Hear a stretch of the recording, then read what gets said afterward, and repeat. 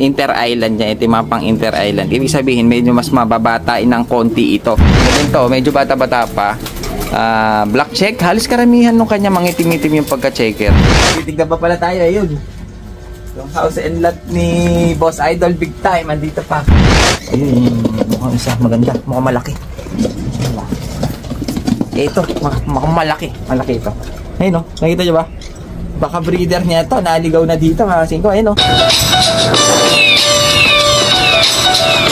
Yan, dahil nga medyo maganda yung panahon, hindi na naulan mga singko kasi, ayun, no? Medyo masikat-sikat na yung araw.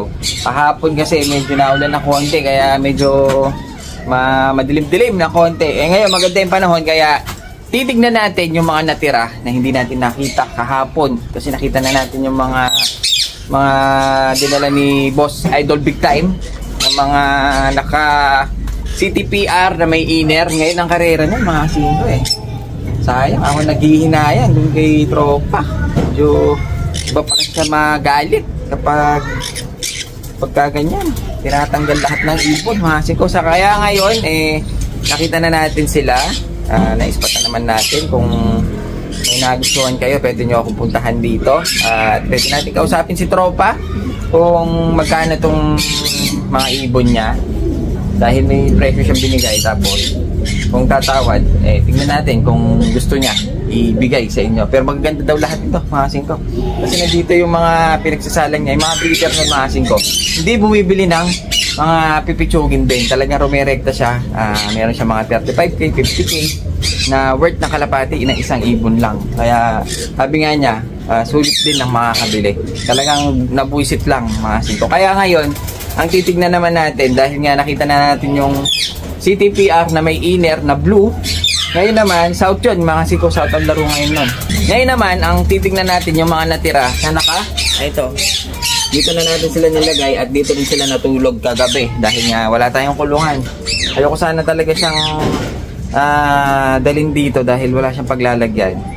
Dahil yung mga ano natin puno. Dahil nga nagbe-breed din tayo. Kung sana hindi tayo nagbe-breed, pwede natin saksak lang yung mga ibon niya dyan. Kaso talagang sobrang dami rin. Halos 20 ang nilagay niya sa atin Kaya yung mga naka-inter-island naman yung titignan natin ngayon. 2, 4, 6, 8 9 pieces na inter-island. Ito sila mga singko.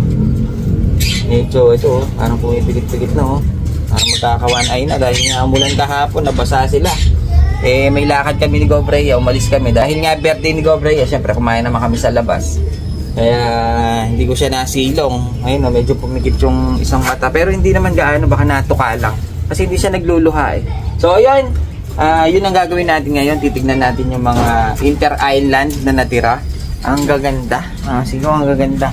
Hindi lang yan. Kaninang umaga, meron pa siyang pinahabol sa akin. Buhay pa yata ito. Tignan lang natin. Parang walang butas yung karton na dinala niya. Tignan lang natin. Sige. Meron pa siyang iniwan sa akin na ayun. Bahay. Gumawa siya ng bahay. Wala kasi tayo karton Meron pa naman yan. Kung di ako nagkakamali, 4 o 5 piraso. Basta hindi ko pa siya gaano nakita Kaya nilagay ko muna dyan dahil nga kung sisiksik ko sila doon talagang magkakabugbugan lang. Baka may mga damage. Kaya gagawin natin, titignan natin muna yung mga inter-island niya. Lahat yun naka-inter-island. Marami pa siya doon. Ayaw ko siyang padala dito. Kapag naubos siguro, pwede niyang dalhin dito kung gusto pa niyang ibenta, kung gusto pa niyang i-out. Pero yung mga dinala niya ng kanina umaga, yan, titignan din natin kasi medyo magaganda yung ibon. Kahit ako gusto ko Sabi ko nga sa kanya, bigyan niya ako ng isa na pwede kong ipang-keep, pang gagawin natin breeder. Kasi hindi na natin mapapatuto dahil marunong lahat sa kanya yan. Medyo advanced din siya kung mag-training. Minsan hindi siya sumasabay sa training ng club, pero minsan sumasabay siya. So ayan, marami natin titignan na ibon. Ang gaganda. Yan, bali umpisahan na natin. Tignan yung mga inter-island niya. Ito yung mga pang inter-island. Ibig sabihin, medyo mas mababatain ng konti ito. Kasi mas nauna ang laro ni South na blue inner kaysa kay inter-island. Ito pang April pang lipad nito, mga singko. Summer race ito So, yon gagawin natin tignan na natin. Tanggalin lang natin tong napakaganda nating imported na lock. made from Zipit Lang, China. Sa China kasi galing to. Zipit Lang. Ayun, Zipit Lang kasi ito. So, tignan natin yung mga hawak tayo ng ilang piraso. Ito, sa bungad muna dahil medyo nakakatakot. Wala si Don Robert na ating tagahawak. Kaya solo flight na naman tayo. Mga 5 tayo na naman ang mag-ahawak nito. Ang ganito, medyo bata-bata pa. Black check. Halos karamihan nung kanya mangitim-itim yung pagka-checker. Ayun, Tapos, ito yung kanyang singsing. Ayan meron siyang markings na yellow dito sa kanyang CTPR na Inter-Island to. Kasi ito yung mga laro ng Inter-Island ni Boss Noy ng CTPR. Si best friend Boss Noy. Ayan yung kanyang ibon. So, ayan, bali isa. Nakaisa na tayo. Tignan natin itong bungad lang. Ito. Dito maganda ito nasa bungad. Isa siyang blue check. Mukhang hen ito. Kasing kong gwapa. Babae. White flight. Blue check, white flight. CTPR, ayun may mga markings. Iisa lang kasi may-ari nito, si Idol Big Time. Ngayon, sabi ko nga sa kanya, pili niya ako ng isa para magawa ko naman ng gagawin natin breeder.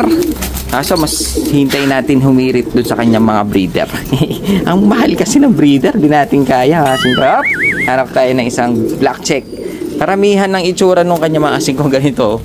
Halos magkakamukha talaga kahit yung unang-unang dinala niya halos ganito rin ang itsura. Black check na mga itim-itim.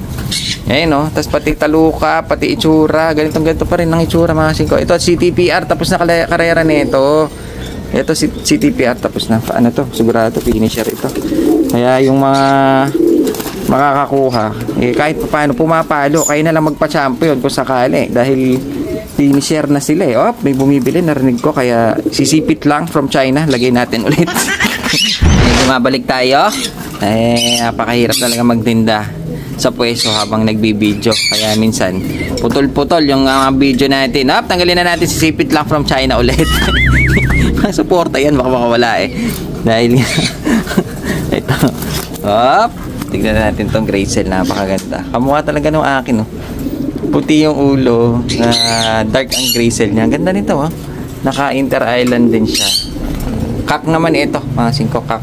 Mas maganda sana kung may andito si Don Robert para medyo hindi nahihirapan yung mga ibon. Ayan ganda.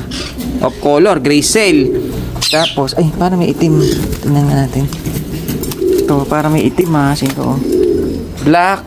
Black na ito pero hindi. Parang black check. Pero hindi. Ano ba talaga? Naka Inter-Island din. Ayun ganda. Ganda ng ulay. Medyo mga bata-bata ng konti tsura nito dahil nga next year palaro nito kung di ako nagkakamala April. Ayun ang ganda ng kulay niya. Ang hinihintay ko mga 5 na magdala siya dito ng mga solid na black. Dahil yun yung mga African black niya na sobrang mahal niya rin nabili. Yun nga inaabangan natin kasi wala madamot magbigay ng itim si Boss Big Time So yan, ito tignan naman natin ito. Sumabit yung kanyang kuko. Isang medyo bata-bata yung mga kulay. Mga babae ito, blue check, white flight. Naka Inter-Island din. Tignan na natin yung iba. Maraming maganda May gray cell na naman. Kaso mukhang nabugbog na ito mga 5. Gray cell, mukhang babae rin. May hiwalay na naman tayo. Inter-Island, mukhang babae ito. Nasaan pa ba yung mga hindi natin nasilip? Ito. Ganda nito, black check. My favorite. Yun, nakita na ba natin to? Nakita na natin ito. Ito naman isa. Black check din, mukhang babae naman. Halika dito, huwag ka sumiksik dyan. Halika dito Meron tayong isang black check. Hindi, nakita na natin ito Nakita na rin natin. So ayan, kukunti lang kasi dito sa Inter-Island dahil nandun pa yung iba. Kaya ganyan na lang muna, medyo nahihirapan yung mga ibon sa atin. Lalo na hindi pa sila nakain. Ang dami kasi nito. Grabe.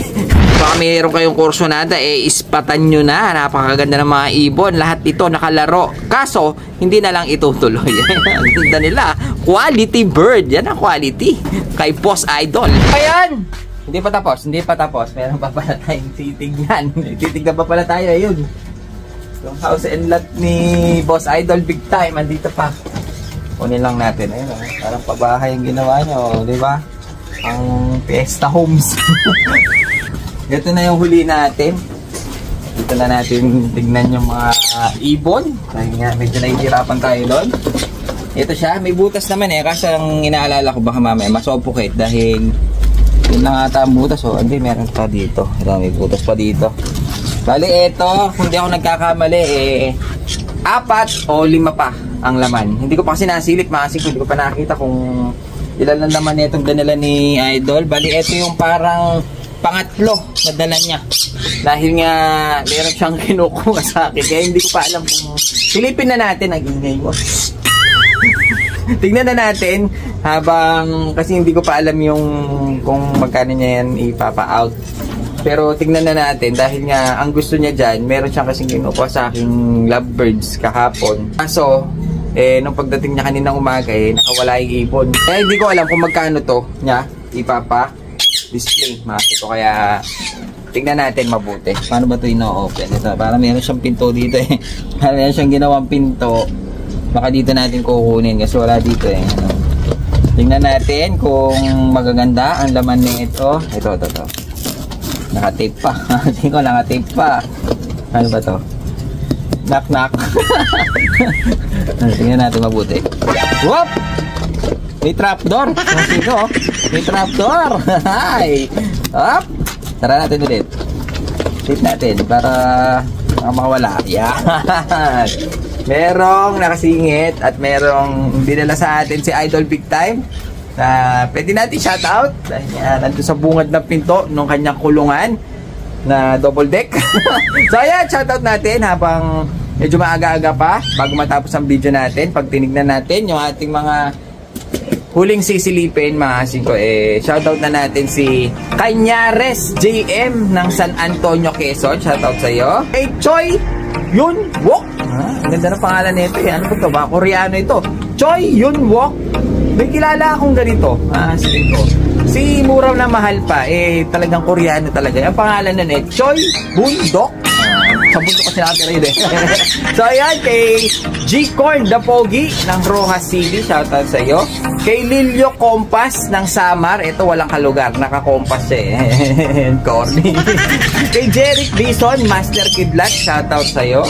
Kay Rocky Roque ng Olongapo. Gapo, mga singko. Kay Sakura Mizuki ng Bukidnon. Parang mga ano to, mga singko.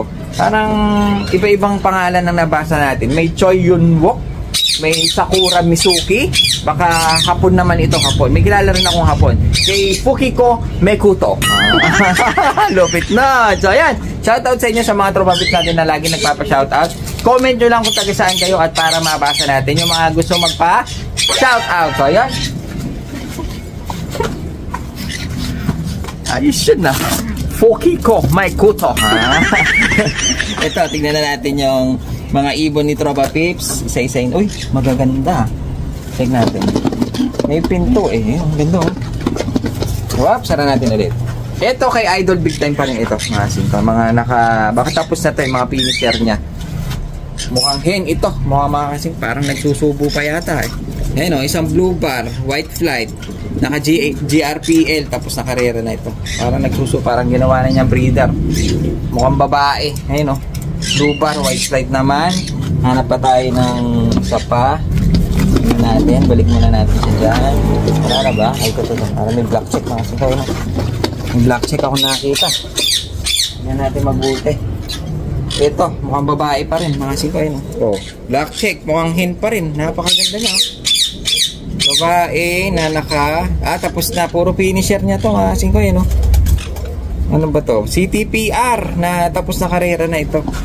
Babae, baka pwede tang magawing breeder to. Yung mga gusto ng mga finisher pwede kayong pumunta dito kay Idol Big Time. Halos nandito yung mga ibon niya na ilalaro talaga. Ilalaro kasi nasingsingan na niya lahat ilalaro na talaga niya. Yung iba ito, tapos na yung karera, finisher na.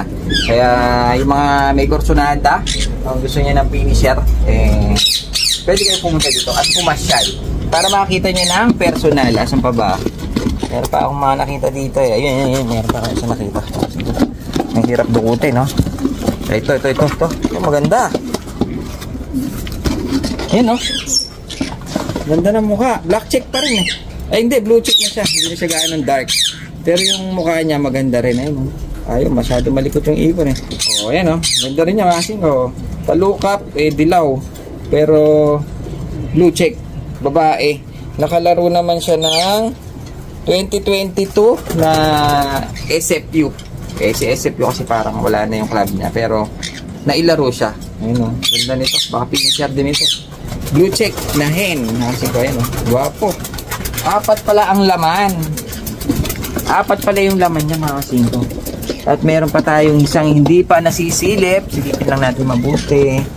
Ayun, mukhang isa maganda. Mukhang malaki. Ito, mukhang malaki. Malaki ito. Ayun o, nakita nyo ba?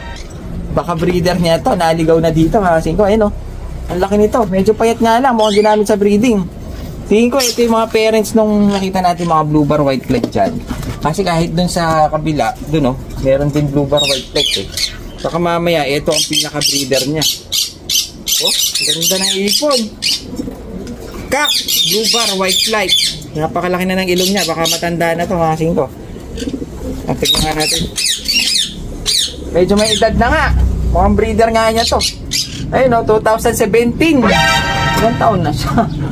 Ang tanda na niya. Parang 8 years old na ang dating mga kasingko. Pero kayang-kaya pa to. Kikikig pa yan. 8 years old pa lang siya. Kalakasan pa to. Malakas pa tuhod na ito. Yung kapitbahay nga namin doon, 88 na. Nakakabuntis po. Kaya bali ito yung malikot pa oh, mga kasingko. Ang ganda niya oh. Kaso parang nagsusubo pa nga eh. Ayun oh. Blue bar, white flight. Kaso iba yung, hindi ko kalala itong kanyang leg band. Naka-club siya ng, parang hindi sa tarlac ito eh. Ayun oh. Parang hindi tarlac. Hindi ako familiar dito sa kanyang leg band. Ayun o, naka NEPFC siya. Ang ganda ng ibon. Ayun o, baka breeder niya to. Baka isa sa mga breeder niya tinanggal na.